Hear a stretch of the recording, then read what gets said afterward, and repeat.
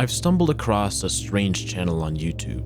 It's called LauscherHans, and there's a series of weird videos, all from the year of 2008.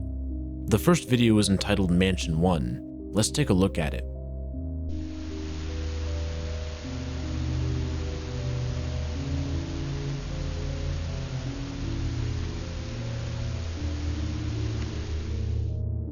There's something slightly unsettling about this video, but it's tough to put a finger on what it is exactly.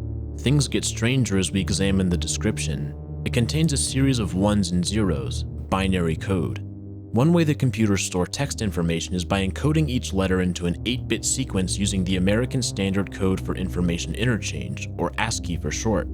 As it turns out, these numbers are ASCII code. When translated, they read, "If you look into the light, you can see." We can see what? Where is this place? Why did someone feel the need to upload this video? Mansion 1 is merely the introduction to the strange world of lauscherhans.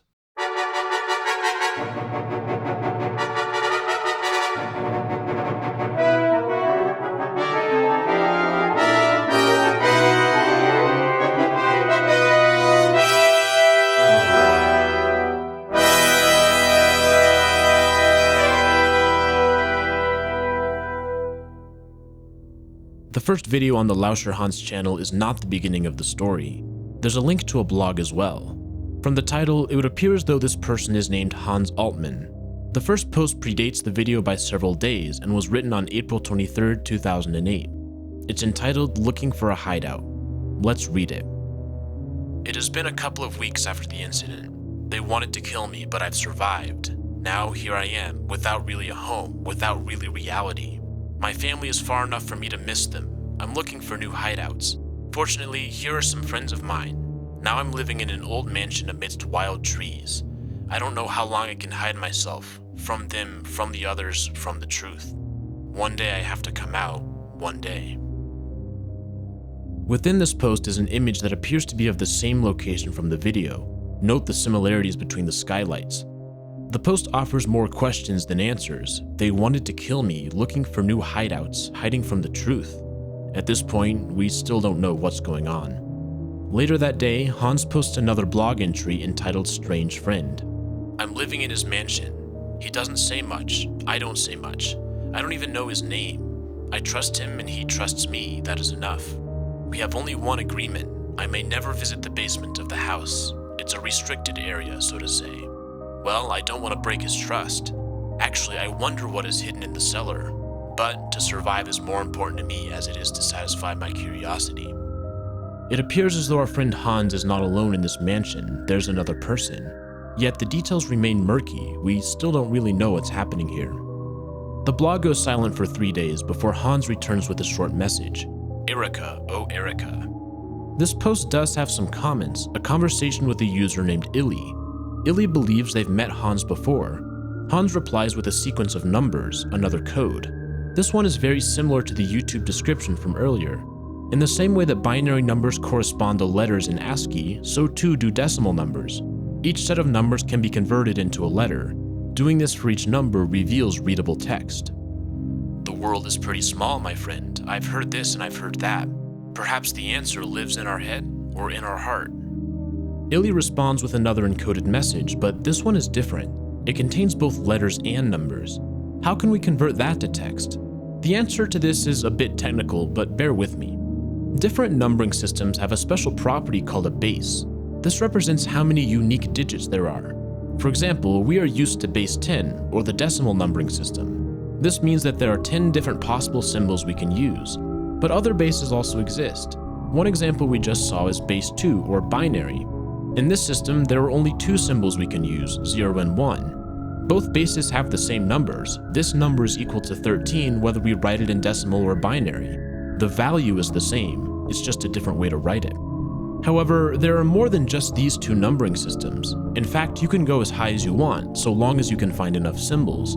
The third most common is base 16, or hexadecimal. In this version, we need more symbols than just 10, so we start using letters as well.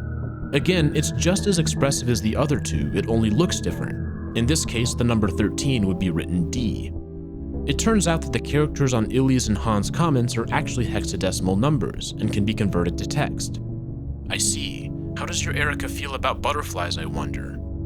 Hans responds with, Erica, oh, she loved every living thing. Butterflies, fishes, dolphins, horses, just everything living. This introduces a new character, Erica. All we know is what Hans just told us. We do not know if she's a family member, a lover, or a friend. Yet it does appear as though she's important to Hans. Hans waxes poetic again a few days later in a post called Path in the Shadow. He references Elysium 3 times. Elysium is the ancient Greek concept of the afterlife. He also refers to Eden, the biblical paradise found in the book of Genesis. The path in the shadow will be his Elysium. The place in the shadow is his Elysium, his hidden paradise, his Eden sliced twice. Once again, we don't really know exactly what Hans is talking about here. His writings are cryptic and obtuse. The pattern continues the following day when Hans posts a picture of a statue that he saw during a trip to Paris. According to the post, the picture was taken from within the Louvre. Hans talks about how his target was gone and how he failed that day. Yet he also has a weird feeling that he won and that he was a human being, which does his soul good. There's a comment on this post from a user named The Silent Observer, and it turns out that they have a blog of their own called Shoe Arsenal. The first comment links to their post. I found your blog, lauscherhans. Yes, I did. What a spy you are, even if you don't delete a history in my browser. lauscherhans, what a great noble nickname you have. lauscherhans lives in my house, mansion he calls this place. He is eating my food, he is using my computer. And what a mysterious miracle he doesn't cover his tracks from me.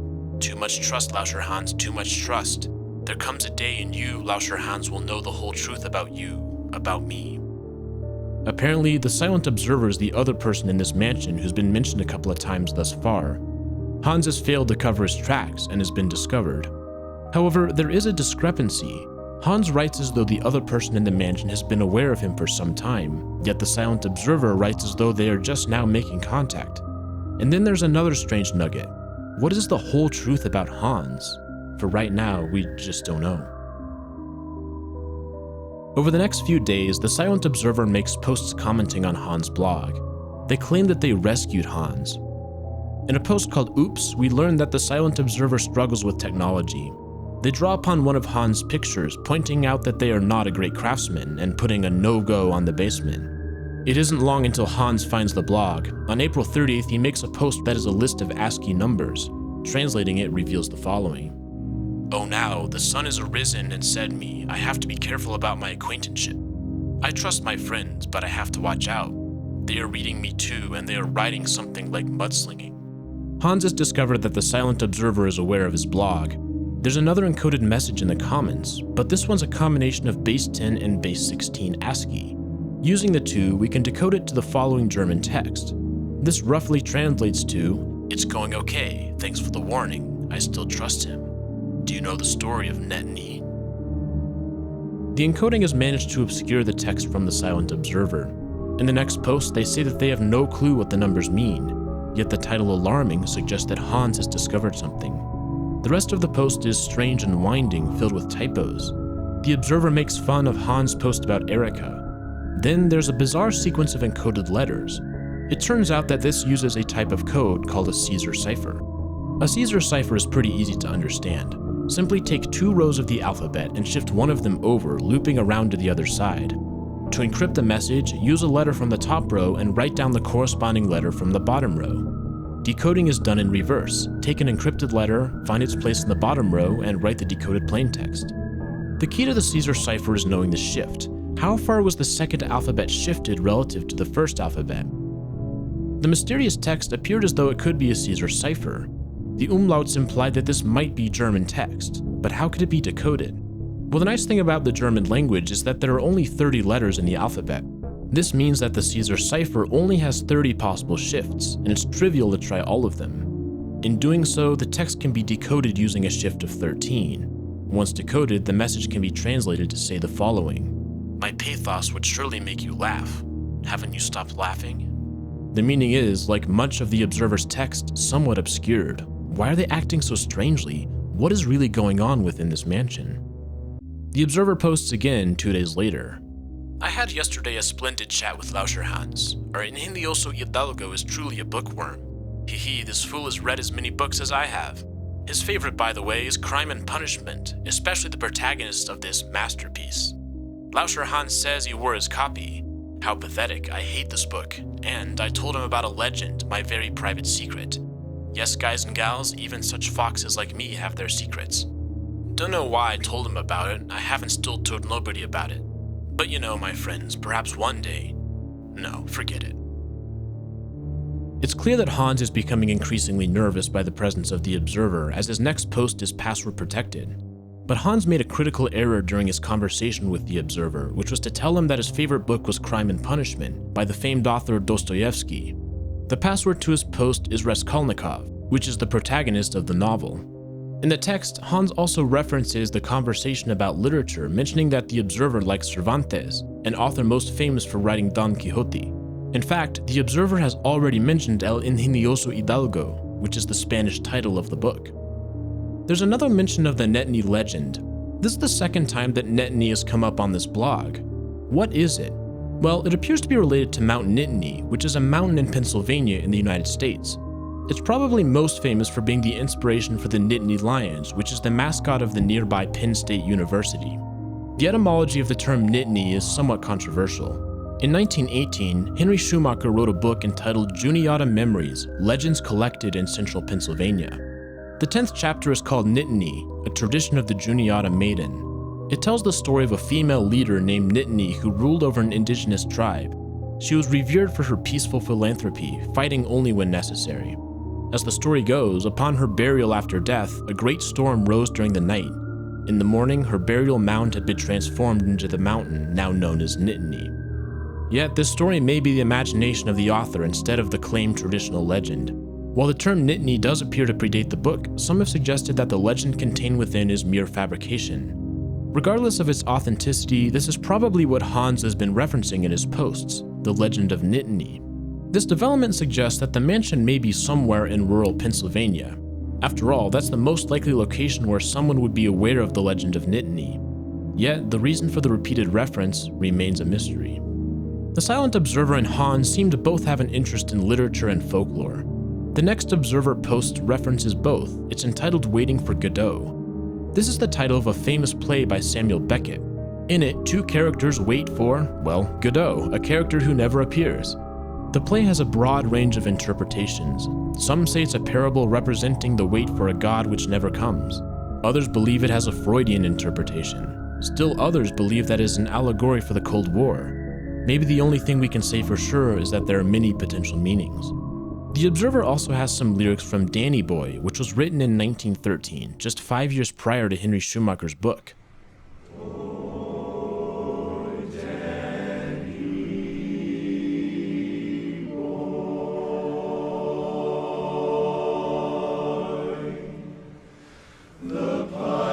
The pikes are calling from glen to glen and down the mountainside.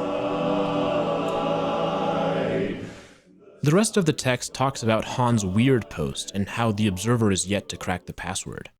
But it wouldn't last long. A commenter named XXX told the Observer the password, and about 12 hours later they made another post about it. And then there's a piece of information. While Lauscherhans was enjoying the autumn sky of Paris, his target was gone. Yes, my dears, our bibliophile is cold-blooded. Murder. And the funny thing was, oh, he's coming now, I have to erase a history in my browser. The following day, Hans made a post with a new video called Floor. Let's watch it.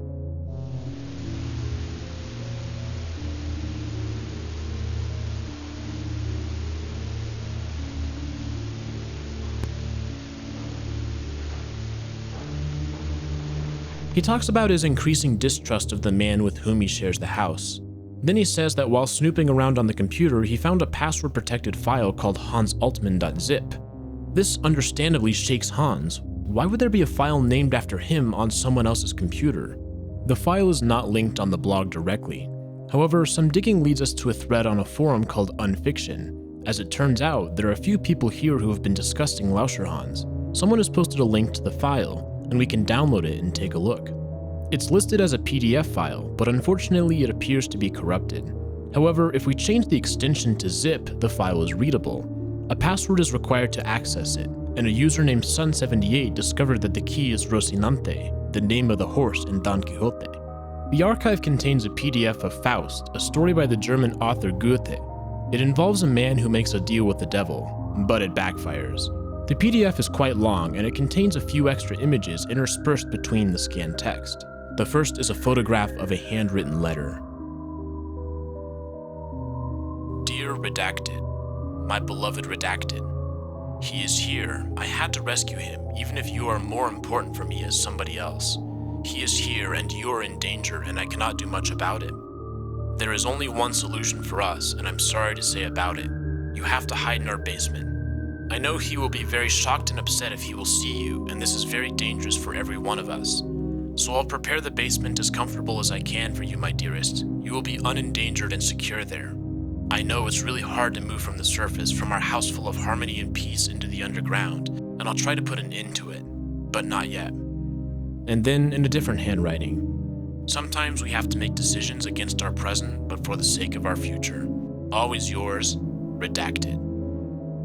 The letter implies that there's a third person living in the household. The observer, afraid of Hans, has decided to put them in the basement underground with the hopes of protecting them. This is surely why they insist Hans never enter the basement, for he would find this hidden person. There's another detail. In the background is a book.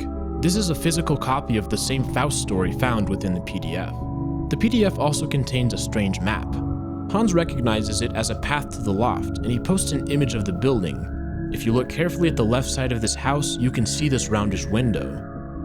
The PDF also has a code on the final page. As it turns out, we can decode it if we interpret it as base 64. This works just like base 2, 10, and 16, except for this time there are a total of 64 different characters. Upon decoding, we can read the text. There's a circle in a loft. You'll see where there is a key. Look in a circle. Then, Hans posts a video of his journey to the loft.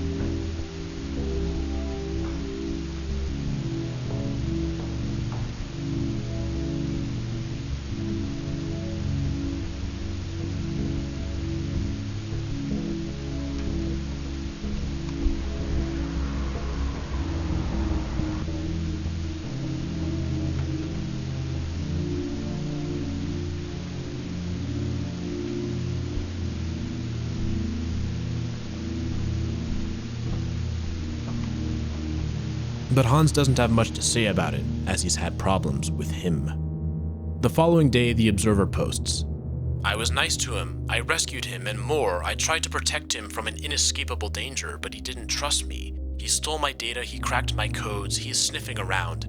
This hopeless fool, he trusted you, my precious anonyms. You play his patrons, so let's play. I help you to destroy him. I'll tell you the truth about him. You just have to understand me, hee.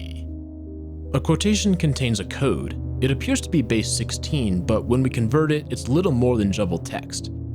However, by using another Caesar cipher, this time with a shift of 23, we discover that it says Institute. Friendly guys from an institute are following him, and they can be very angry if you don't do what they want. And then the silent observer gives a clue to Hans. He creates a code in the form of 3 numbers representing a page, a line, and a letter. This is a book cipher which corresponds to the scanned book in the PDF. By locating the appropriate page, line, and letters, we can find that the key is in the fridge. The following day, Hans posts another YouTube video entitled Fridge. In it, he searches the fridge as suggested by the observer. After a while, Hans finds it, a key. It has a tag that's difficult to see in the video, but thankfully he has posted higher resolution images as well. Once again, it's some type of code. As it turns out, we can decode it if we interpret it as base 64. There, and the backside says S. The key was decoded by a commenter, and the observer is becoming annoyed by the help that others are giving. Nonetheless, they continue to give clues on their blog. This one is another set of numbers that can be decoded using base 16 ASCII. It produces text, but jumbled. We can again use a Caesar cipher with a shift of 21 to decode it completely. If you look deep into your heart, you have to raise to heaven. Remember, watch out for heart. Hans' next post is soon thereafter, and he ponders the meaning of the words on the keys. Yet he shows resolve. It's time to enter the tower and discover what is there. He believes that the observer does not want him to find Erica. He says that it hangs like the sword of Damocles above their head. This is a reference to a story about a person who agrees to switch places with the king for a day. While they enjoy the luxuries and riches of being a ruler, above their head is a sword hanging by a hair, a constant reminder of how when you're king, everyone wants your head. The Observer posts a picture of Hans descending into the tower with a florid description. "Ha, look at this cool picture. That's funny. Our superhero Lauscherhans is moving towards his own Hades. The tower is swallowing his mingy figure like an abyss, gaping in the apocalyptic mist. Isn't it a masterpiece? This courageous fool is really bold enough. A little step for mankind, a last step for a man. Okay, not last, but also not least." At the end of this post, there's some text that is hidden. Once again, it is in base 16. We can translate the text as, "Abandon hope, all ye who enter here." This is a reference to Dante's Inferno, an epic poem about a journey through hell written in the 14th century. According to the poem, this text appears at the gates of hell.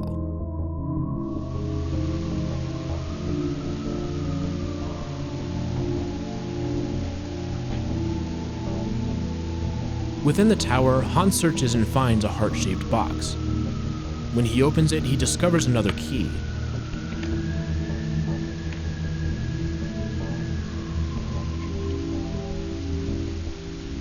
But this key does not unlock the door of the basement. The profile is different. It has a tag with an encoded message in base 64 ASCII. When decoded, it reads saw and bag. Apparently, this means that the next key is in a saw bag. Hans discovers that it opens a box on the wall with a key to a room in the corridor.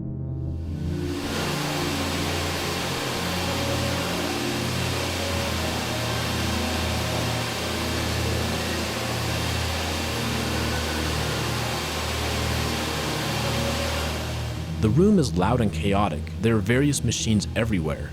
There's even a cat wandering around. Yet Hans cannot find what he's looking for.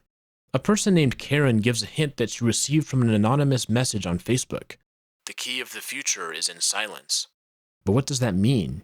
Could it be the sign with the finger held to the lips?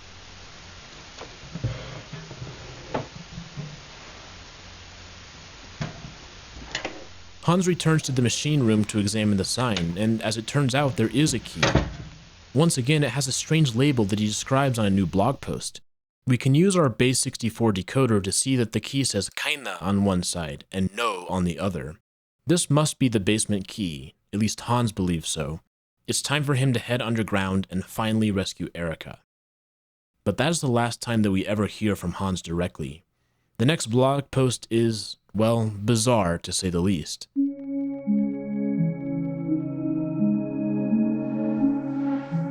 The title is a long string of numbers and letters. Hidden within, we can see Netany. It's the last observation protocol, for authorized use only. Then there's a sequence of dated messages, each from Lauscherhans. I found a basement key. Erika, I rescue now. Okay, I'm going downstairs. Yes, it was the right key. The basement is now open. By the way, on the inner side of a door, there's a writing. RXJPA2E, whatever that means. It's dark here. Where's a light switch? Oh my god. Oh my god. Oh my god. Mirrors. Nothing but mirrors. The basement is full of mirrors. Ha, what have you expected? Where is Erika? Erika? Haha, you fool, look at this mirror, what do you see? Have you heard that? There's somebody upstairs. Yes, of course, they are here. Have you called them? They knew where you are, boy, they were always here. They will hold me, they will chain me to my bed again. Hehehe, finita la comedia. They will hold us, me and you, well, reasonable, our little Socrates. I know the exit here. Go this way, that little door to outside. I'm free, keep running. Contact lost. Report yourself immediately to Dr. Freudenstein. What is going on? Why is Hans talking to himself? And even more important, what is the observation protocol? Who is Dr. Freudenstein? There's one final video posted to both Lauscherhans and the Silent Observer. This is a split screen of two people running, which eventually merges into a single image. At this point, we're just about totally lost. We have no idea what's going on. But there is one more post on each blog in the form of a pair of emails.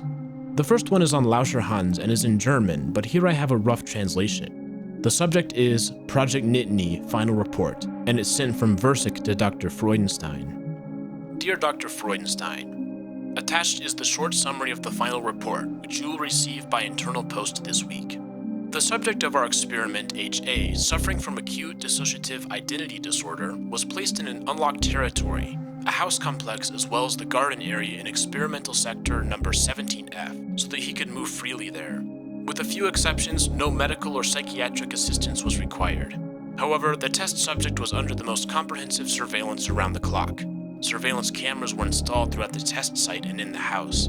In addition, his online activities were subjected to constant monitoring from our monitoring center. Please refer to the documents for details. Our experiment successfully underpins your theory that a mentally unstable patient suffering from DID or MP can heal himself under certain conditions. On the one hand, it is made possible by indirect influences. In our case, it was the anonymous internet contacts with whom he communicated and who passively or actively helped him with the healing. On the other hand, it was the aspect that played an important role in their complex theories, the striving of the split personalities to unite. This striving is driven by both artificially and naturally generated antipathy of identities. Here, the intensity of the psychological disorientation is used as a tool to remedy it and restore the whole. This became clear at the end of the experiment. The patient, guided by a survival instinct, reconnected his identities and healed himself. Unfortunately, our subject managed to escape. However, we are in the process of searching for HA, and the consensus within our research team is that there is no danger to the public because the former sick person is now healed. I am sincerely sorry for the inconvenience and for the fact that we cannot show you the subject of this project immediately after the end of the experiment. However, we are working on it. Kind regards, Versic, Research Institute for Psychosomatic Medicine, Human Experiments Department. Then, on the Silent Observer, another email from Versic, this time to Dr. W. Earley. Dear Dr. W. Earley, our experiment is now successfully completed. I send you the full report as an attachment. As promised, my report contains an all-embracing description of our project. I am proud to inform you that your theories are proven now. For years, I was a passionate reader of your articles for Alternative Psychiatry Studies Bulletin, and your monograph, The Power of Unconscious Involvement, belongs to my most readable books.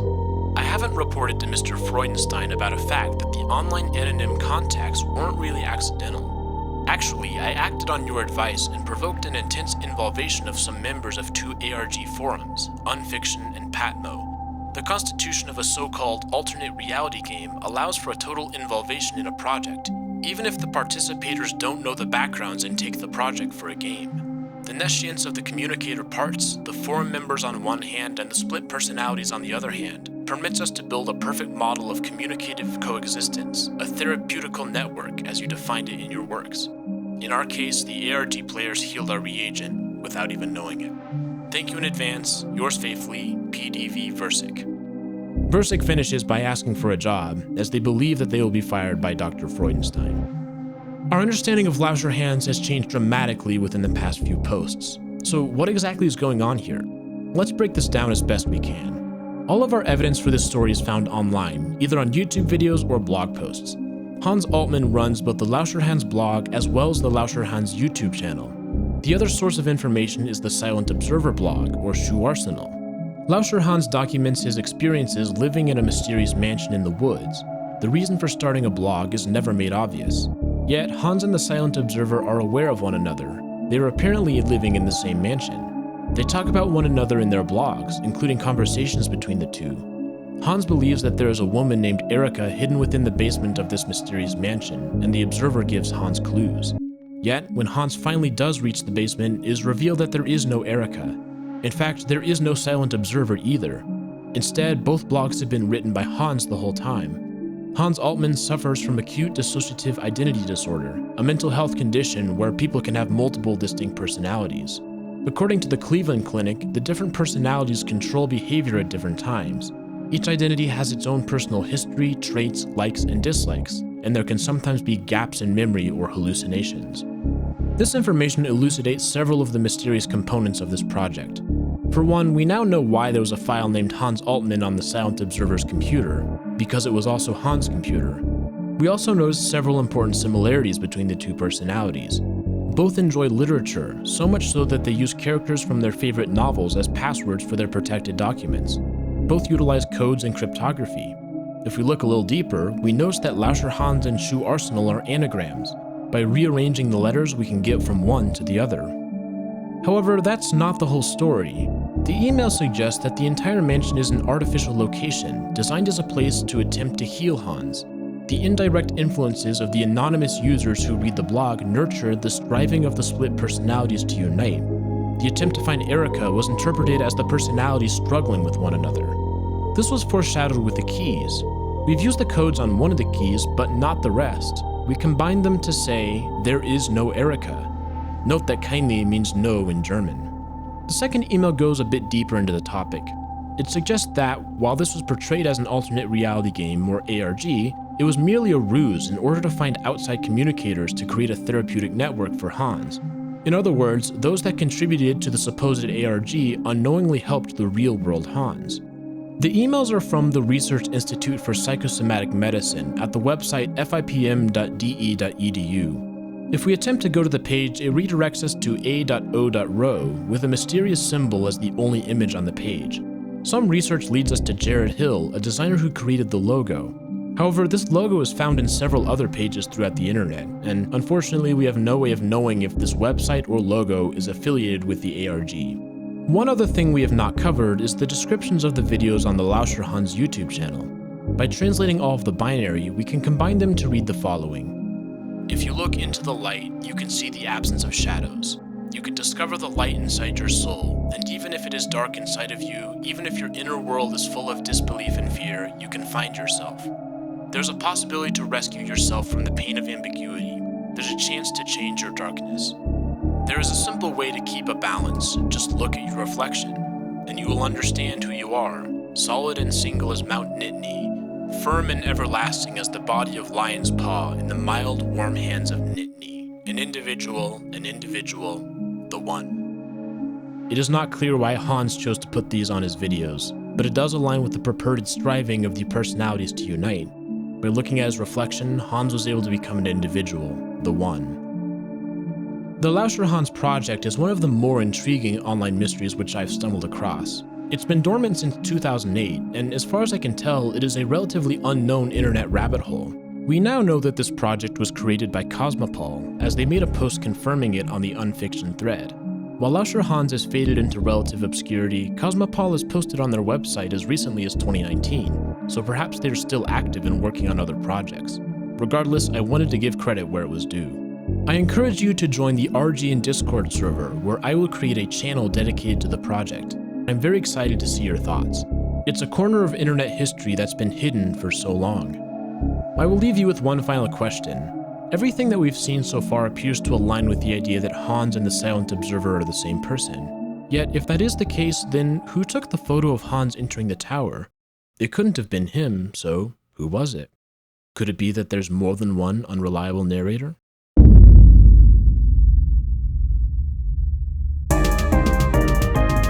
Thank you so much for joining me on this journey. I didn't know what to expect when I found the strange channel, but I'm glad we dug into it to learn about the story. What did you think? Let me know in the comments below. Of course, I also encourage you to join the Discord server for a more detailed discussion.